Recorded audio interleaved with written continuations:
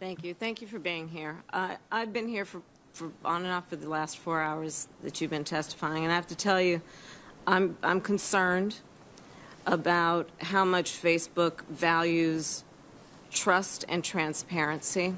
If we agree that a critical component of a relationship of trust and transparency is we speak truth and we get to the truth. During the course of this hearing, these last 4 hours, you've been asked several critical questions for which you don't have answers.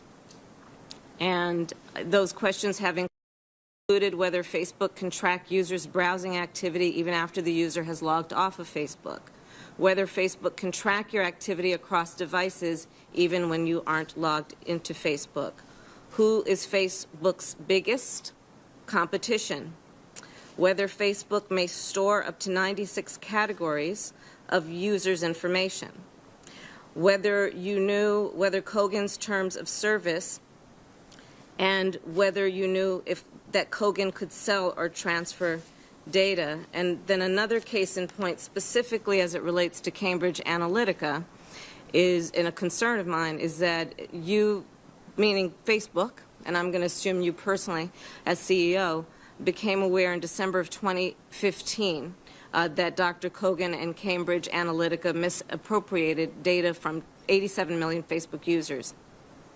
That's 27 months ago that you became, as Facebook, and perhaps you personally became aware. However, a decision was made not to notify the users. So my question is, did anyone at Facebook have a conversation at the time that you became aware of this breach and have a conversation wherein the decision was made not to contact the users? Senator, I don't know if there were any conversations at Facebook overall, because I wasn't in a lot of them, but... on that subject? Yeah, I mean, I'm not sure what other people discussed. At the time, in 2015, we heard the report that this developer, Alexander Kogan, had sold data to Cambridge Analytica. That's in violation of our terms. Correct. And were you a part of a decision? Were you part of a discussion that resulted in a decision not to inform your users? I don't remember a conversation like that. But the reason why... Are you aware of anyone in leadership at Facebook who was in a conversation where a decision was made not to inform your users, or do you believe no such conversation ever took place? I'm not sure whether there was a conversation about that, but I can tell you the thought process at the time of the company, which was that in 2015, when we heard about this, we banned the developer and we demanded that they delete all the data and stop using it, and same with Cambridge Analytica. And they told us they had testimony in that regard, but I'm talking about notification of the users. And this relates to the issue of transparency and the relationship of trust, informing the user about what you know in terms of how their personal information has been misused. And I'm also concerned that when you personally became aware of this, did you or senior leadership do an inquiry to find out who at Facebook had this information, and did they not have a discussion about whether or not the users should be informed back in December of 2015? Senator, in retrospect, I think we clearly view it as a mistake that we didn't inform people, and we did that based on false information that we thought that the case was closed and that the data had been deleted. So there was a decision made on that basis not to inform the users. Is that correct? That's my understanding, yes. Okay. And but in retrospect, I think that was a mistake, and knowing what we know now, we should have handled a lot of things here differently. And I appreciate that point. Do you know when that decision was made not to inform the users? I don't. Okay. Last November, the Senate Intelligence Committee held a hearing on social media influence. I was a part of that hearing. I submitted 50 written questions to Facebook and other companies, and the responses that we received were unfortunately evasive, and some were frankly non-responsive. So I'm going to ask the question again here. How much revenue did Facebook earn from the user engagement that resulted from foreign propaganda? Well, Senator, what we do know is that the IRA, the Internet Research Agency, the Russian firm, ran about $100,000 worth of ads. I can't say that we've identified all of the foreign actors who are involved here, so I can't say that that's all of the money, but that is what we have identified. Okay, my time is up. I'll submit more questions for the record. Thank you. Thank you, Senator Harris. Next up is Senator Kennedy. Thank you, Mr. Zuckerberg, for being here today. I appreciate your testimony. The full scope of a Facebook user's activity can print a very personal picture, I think. And additionally, you have those 2 billion users that are out there every month, and so we all know that's larger than the population of most countries. So how many data categories do you store, does Facebook store, on the categories that you collect? Senator, can you clarify what you mean by data categories? There's some past reports that have been out there that indicate that Facebook collects about 96 data categories for those 2 billion active users. That's 192 billion data points that are being generated, I think, at any time from consumers globally. So how many does Facebook store out of that? Do you store any? Senator, I'm not actually sure what that is referring to. On the points that you collect information, if we call those categories, how many do you store of information that you are collecting? Senator, the way I think about this is there are 2 broad categories. This probably doesn't line up with whatever the specific report that you were seeing is, and I can make sure that we follow up with you afterwards to get you the information you need on that. The 2 broad categories that I think about are content that a person has chosen to share and that they have complete control over. They get to control when they put it into the service, when they take it down, who sees it. And then the other category are data that are connected to making the ads relevant. You have complete control over both. You can turn off the data related to ads. You can choose not to share any content or control exactly who sees it or take down the content in the former category. And does Facebook store any of that? Yes. How much do you store of that? All of it? All of it? Everything we click on? Is that in storage somewhere? Senator, we store data about what people share on the service and information that's required to do ranking better, to show you what you care about in news feed. Do you store text history, user content, activity, device location? Senator, some of that content, with people's permission, we do store. Do you disclose any of that?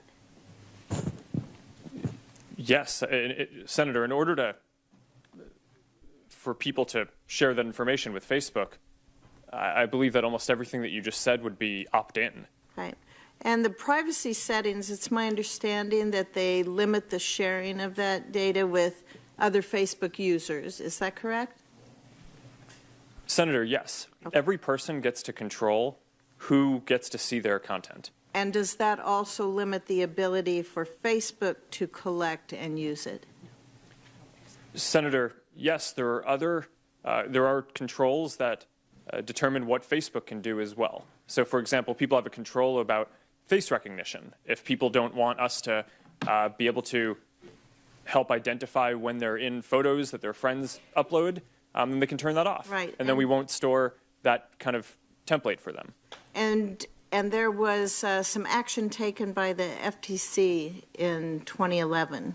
And you wrote a Facebook post at the time on a public page on the internet that it used to seem scary to people, but as long as they could make their page private, they felt safe sharing with their friends online. Control was key. And you just mentioned control. Senator Hatch asked you a question and you responded there about complete control. So you and your company have used that term repeatedly, and I believe you use it to reassure users. Is that correct? That you do have control and complete control over this information? Well, Senator, this is how the service works. The core thing that Facebook is, and all of our services, WhatsApp, Instagram, Messenger. So is this then a question of Facebook is about feeling safe, or are users actually safe? Is Facebook being safe? Senator, I think Facebook is safe. I use it, and my family use it, and all the people I love and care about use it all the time. These controls are not just to make people feel safe, it's actually what people want in the product. The reality is that when you, just think about how you use this yourself. You don't want to share, like you take a photo, you're not going to always send that to the same people. Sometimes you're going to want to text it to one person. Sometimes you might send it to a group. I bet you have a page. You'll probably want to put some stuff out there publicly so you can communicate with your constituents.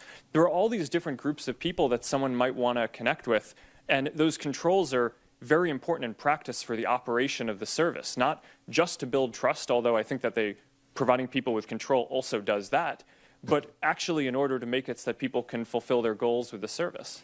Senator Coons. Thank you.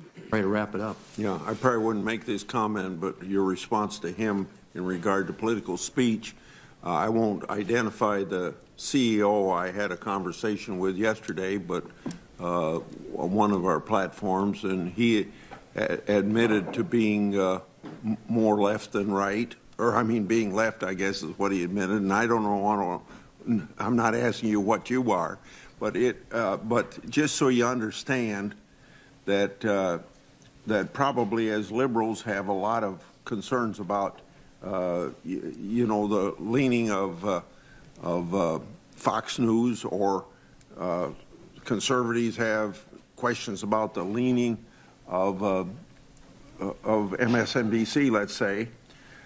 It seems to me that when we get, whether it's from the right or the left, so I'm speaking to you for your platform, there's a great deal of cynicism in American society about government generally. And then when there is suspicions, legitimate or not, that maybe you're playing it one way unfairly towards the other, it seems to me that everything you can do to lean over backwards to make sure that you are fair in protecting political speech, right or left, that you ought to do it. And I'm not telling you how to do it, and I'm not saying you don't do it, but we got to do something to reduce this cynicism. At my town meetings in Iowa, I always get this question: how come you guys in D.C. can't get along? Meaning Republicans and Democrats. Well, I try to explain to them that they kind of get a obtuse, what would you say, a review of what goes on here, because controversy makes news. So if people are getting along, you never hear about that. So they get a distorted view of it. And really, we congressmen get along more than the public thinks.